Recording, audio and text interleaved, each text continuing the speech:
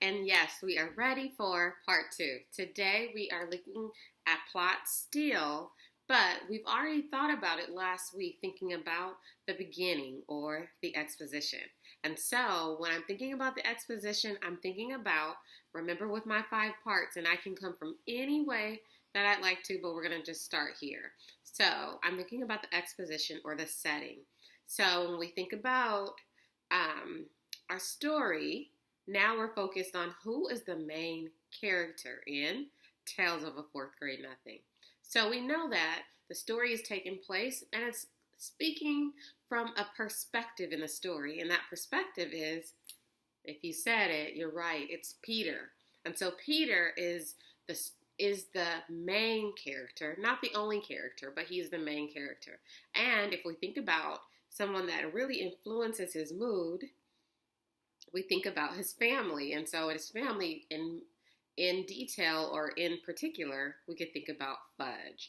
And so when we're thinking about the story, we're going to keep our minds focused on who the main character is and where is the story taking place? The setting. And so the setting of the story is in New York. And so they are in New York, they are in their home, and they give us so many details about the home. And so I want you to keep listening for those details as you learn about Peter and his setting. And then next, we have that part which is called our rising action. And today you have the question, what is Peter's problem? And so we're on chapter 5, and now the story or the heading is the birthday bash. So if that is my heading and I'm trying to focus myself on who or what is Peter's problem? So the birthday bash, that would be exciting to me. But as we're listening to the story, whose birthday is it? And then when we figure out whose birthday it is, how does that become a problem? And so when you think about this, as you're listening to the story today, I want you to think about this.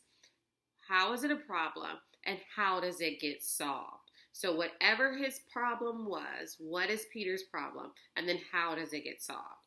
And remember, you don't have to think of one problem. You can think of multiple problems.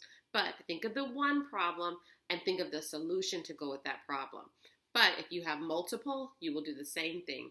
Think of the problem and then the solution. And as we go through this, that is what's leading us through plot. The beginning, which is the exposition, and then we have here the rising action. There have been some rising actions already, but now I want you to see how now we're at a point where we could probably get to this special moment. So today we are done. I will see you next time. Bye, readers.